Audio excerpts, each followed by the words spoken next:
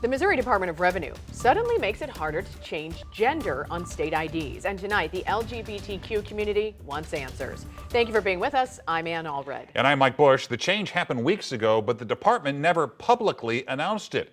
Our Justina Cornell is in the newsroom with more on this policy and its impact. Justina? Today, I spoke to two organizations who focused their work on LGBTQ issues. After multiple people called about concerns on these changes, they're now wondering, how did this happen? But they're not the only ones asking.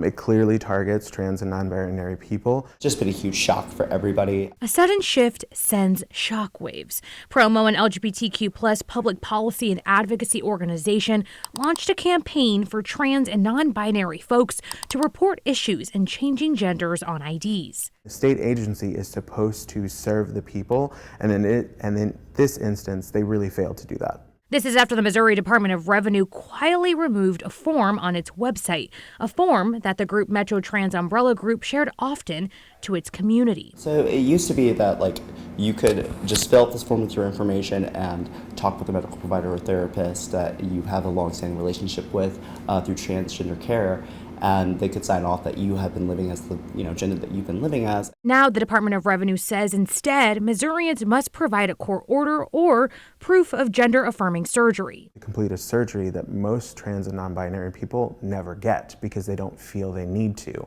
Kind of an over abuse of power, in my opinion. Advocates believe this stemmed from protests of the Lifetime Fitness in Ellisville.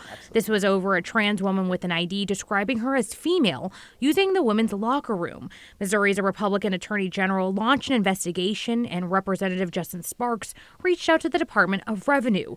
Days later, the form was removed without notice. However, Sparks now worries the move may be an overreach. Issues like this should not be arbitrarily decided upon by an unelected bureaucrat in an administrative part of our government. Why was it quietly rolled out? This isn't something like government should be fully transparent.